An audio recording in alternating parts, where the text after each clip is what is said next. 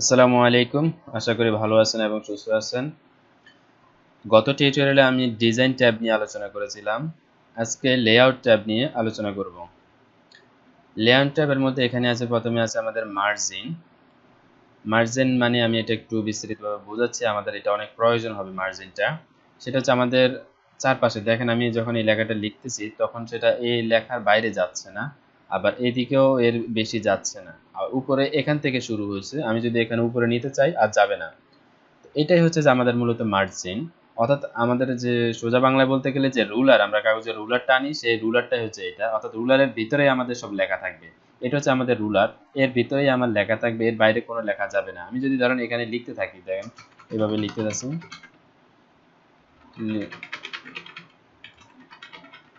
লিখতেছি, দেখেন এরপরে এইদিকে চলে আসছে, এটা আর এইদিকে যাবে না, কারণ হচ্ছে যে এখানে রুলার শেষ, এই কারণে। এটাই হচ্ছে যে মার্জিন। আমরা এটা এখান থেকে ডিফল্ট ভাবে কিছু মার্জিন দেওয়া আছে, এটা আমরা নিতে পারি। দেখেন এবারে কিন্তু আমাদের এটা 0.5 দিছি আমি, এই যে 0.5 করে দিছি। তো 0.5 করে 5 ইঞ্চি করে আমার চারপাশে ইঞ্চি হয়ে গেছে এটা রুলার। এটা হচ্ছে যে আমাদের মার্জিন। এরপরে আমাদের এখানে আছে সাইজ।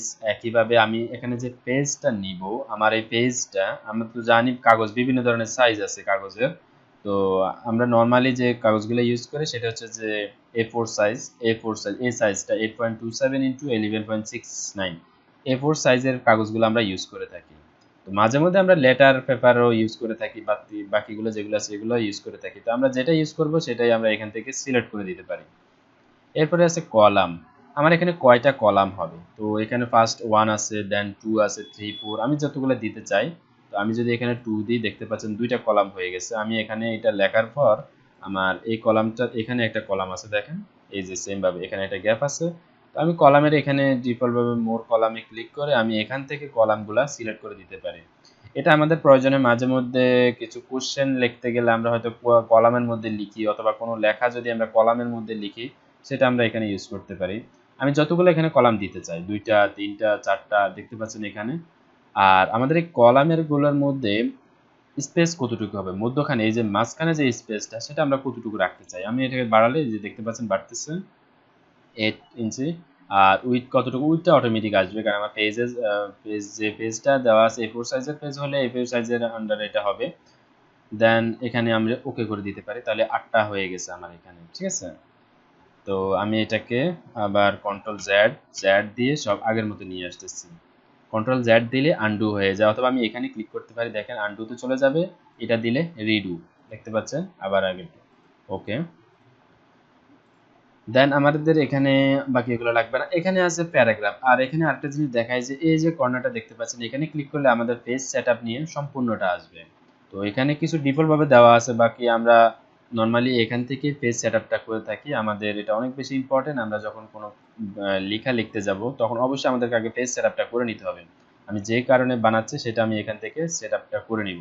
তো ফার্স্ট এখানে মার্জিন আমার এখানে 0.5 অথবা কত রাখতে চাই সেটা এখানে সিলেক্ট করে দিতে পারি। তো আমি যদি 1 ইঞ্চি করে দেই, তাহলে 1 ট্যাব দিলে এরপরটা যাবে 1 1 1, এভাবে দিয়ে দিলাম। দেন আমার এখানে পজিশন লেফট থাকবে। আর কাগজটা কি আমার এভাবে লম্বালম্বি হবে নাকি আড়াআড়ি হবে, দেখেন আমি এইভাবে দিলে এটা এরকম হবে, দেখতে পাচ্ছেন এখানে ল্যান্ডস্কেপ হবে, আর পোর্ট্রেট মানে এটা খাড়াখাড়ি হবে, ঠিক আছে।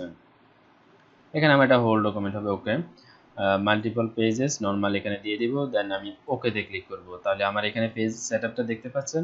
এখানে আমাদের পেজের সাইজটা হচ্ছে যে 1 ইঞ্চি করে চারদিকে হচ্ছে। আর আমাদের এখানে কয়েকটা পেজ হচ্ছে, আচ্ছা।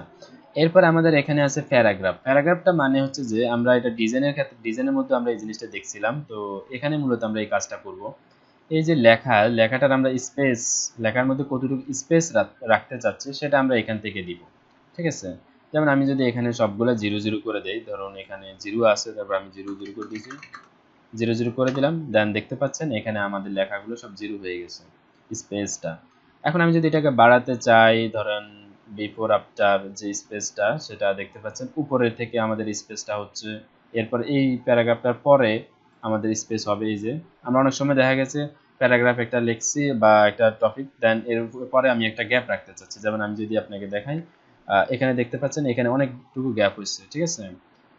এটার পর এটা অনেকটুকু গ্যাপ হয়েছে, এখানে দেখতে পাচ্ছেন। আমি যদি এখানে নিই, দেন এখানে চলে আসতেছে এটা, এই গ্যাপটা আমি এখান থেকে করতে পারি। কারণ আফটারে ক্লিক করলে, সরি এখানে আগে সিলেক্ট করতে হবে আমাকে অবশ্যই। আমি এতটুকু সিলেক্ট করলাম, সিলেক্ট করে আমি এখান থেকে এটাকে বাড়াতে পারি। আবার এখানে বিফোর দিলে সামনে বাড়বে, আর যদি আমি লেফট পাশে বাড়াতে চাই তাহলে এখানে লেফট পাশে দিব, তাহলে লেফট পাশে বাড়বে, আর রাইট পাশে দিতে চাইলে রাইট পাশে এভাবে বাড়ানো যাবে। এটা হচ্ছে আমাদের স্পেসের কাজ। এখন আরেকটা কাজ আছে, এখানে দেখতে পাচ্ছেন কর্নারে এখানে আরো কিছু টুলস আছে। সেখানে ফার্স্ট আছে এখানে যেন অ্যালাইনমেন্ট। তো অ্যালাইনমেন্ট আমরা এখানে লেফট সেন্টার রাইট এগুলা আগে থেকেই করতে পারি। এখানে আমাদের সবচেয়ে বেশি যেটা প্রয়োজন হয় এখানে লাইনের স্পেসটা।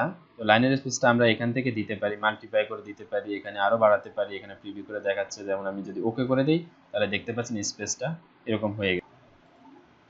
ওকে, তো আজকে এই পর্যন্তই। আশা করি প্র্যাকটিস করতেছেন যে অনুসারে। আর যদি বুঝতে কোনো কিছু সমস্যা হয় অবশ্যই কমেন্ট করে জানাতে পারেন। আর আমাদের গ্রুপে লিংক আছে, গ্রুপে আপনি কমেন্ট করতে পারেন, ইনশাআল্লাহ হেল্প করার চেষ্টা করব। তো সুস্থ থাকবেন, ভালো থাকবেন। আসসালামু আলাইকুম।